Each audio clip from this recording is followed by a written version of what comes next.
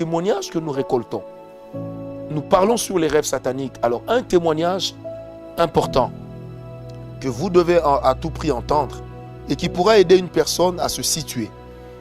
Bien aimé, je me rappelle une fois, j'ai rencontré une personne qui me parla de son rêve. Dans le rêve, elle me dira, nous étions poursuivis, nous étions une foule de personnes, on était poursuivis comme lors des émeutes populaires. Il dit, on a tiré sur moi, je suis tombé et la balle m'avait atteint à la jambe. Retenez que cela se passait dans un rêve. Ce jeune homme me dira, je suis tombé.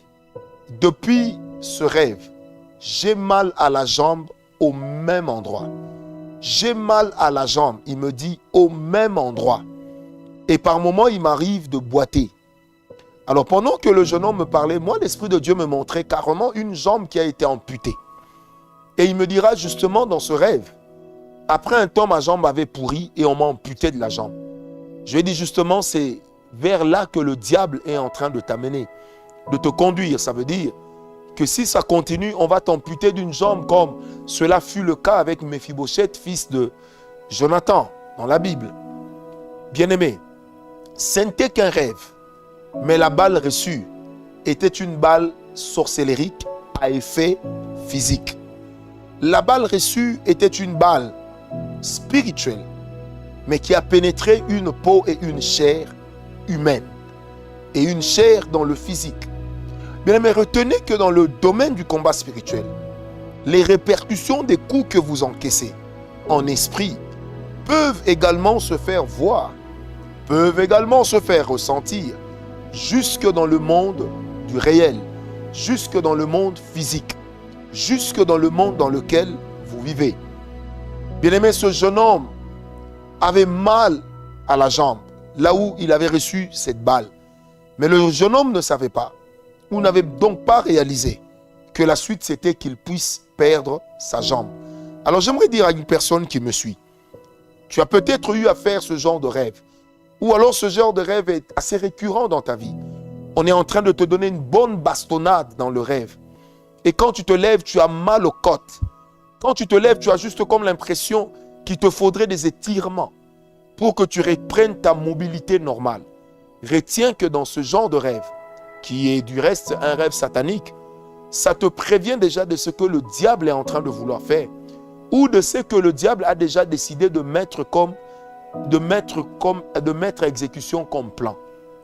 Alors je prie pour une personne qui me suit, qui peut se retrouver dans ce cas-là, que Dieu te délivre.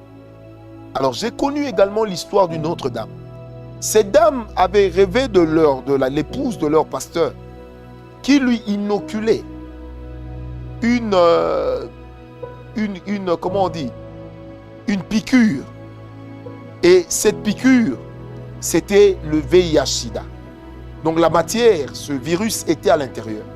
Et qu'on lui inoculait cela dans le corps au travers de cette piqûre. Je me rappellerai toujours, cette femme, quand elle m'a appelé, j'ai dit, maman, quittez vite cette église. Parce que d'abord, votre pasteur est dans la cabale juive. Et son épouse est dans la sorcellerie. Il m'a dit, non, prophète, tu parles comme ça peut-être parce que tu ne les aimes pas. J'ai dit, non, it's not about love. Mais c'est à propos d'une prévention.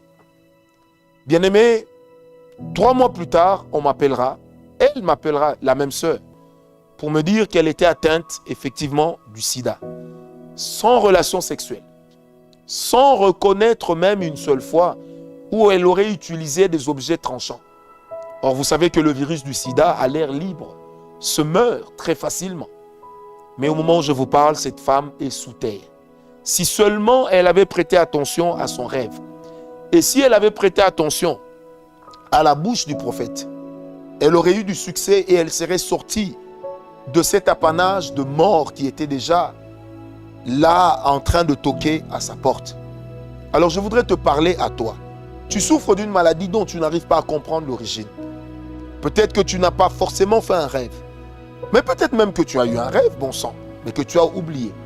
Sache qu'il est possible de te sortir de là.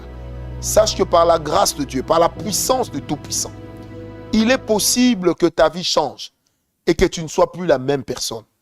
que ce qu'on t'a inoculé comme virus, comme épidémie dans le rêve, il y en a même qui ont attrapé le corona dans le rêve. Le Seigneur demeure capable de vous sortir de là.